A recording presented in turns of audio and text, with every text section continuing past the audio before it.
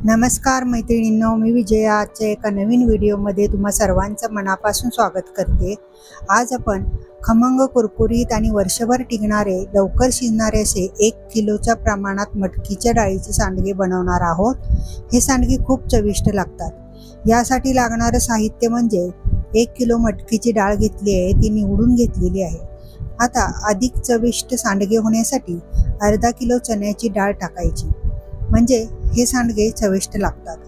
आता दोन्ही डाळी मिक्स करून घेतल्या आणि छोट्या चक्कीवरून जाडसर दळून घेतलेली आहे. फार बारीक करायची गरज नाही, डाळ रवाळ दळायची आहे. आता यामध्ये घालण्यासाठी इतर साहित्य बघूया. 4 मोठे चमचे जिरे, 4 मोठे चमचे मिरची पावडर, 2 मोठे चमचे हळद, 1 चमचा ओवा, अर्धा चमचा हिंग, 5-6 लसणाच्या गड्डी, थोडीशी कोथिंबीर आणि चवीनुसार मीठ.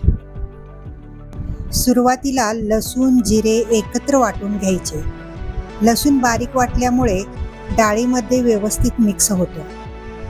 आता हे सर्व साहित्य एकत्र करून पिठामध्ये मिक्स करून घेऊया.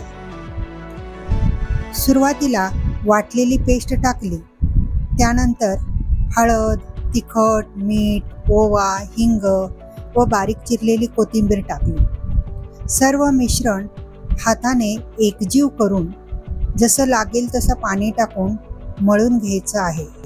ज्याप्रमाणे आपण भाकरीचं पीठ मळतो त्याचप्रमाणे पीठ मळून घ्यायचं आहे. पीठ मळून झाल्यानंतर 1 तासभर त्याला झाकून ठेवायचं आहे.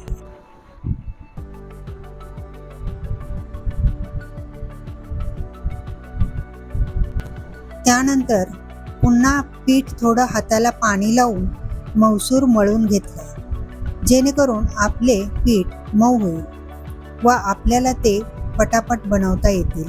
हे सांडगे बनवण्यासाठी कोरडं व स्वच्छ ताट घेतलेलं आहे.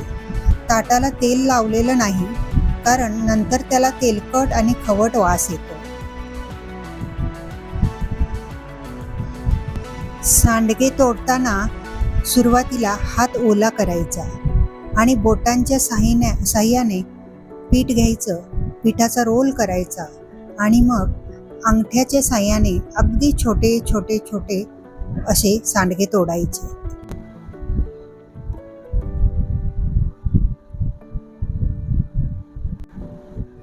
अशा प्रकारे एक ताट होईल तसं उन्हात ठेवायचं. हे सांडगे 2 दिवस चांगले कडकडीत उन्हामध्ये वाळवून घ्यायचे. वाळवून घेतल्यानंतर एखाद्या हवाबंद डब्यामध्ये वर्षभरासाठी साठवून ठेवू शकतो. हे सांडगे खायला अगदी मस्त व चवीला छान लागतात. या सांडग्यांची पातळ किंवा सुकी भाजी खूप छान लागते. अशा प्रकारे चविष्ट असे खमंग, कुरकुरीत आणि वर्षभर टिकणारे, पटकन असे शिजणारे सांडगे तुम्हीही करून बघा. तुम्हाला ही आजची पद्धत कशी वाटली हे मला कमेंटमध्ये नक्की सांगा. श्री स्वामी समर्थ.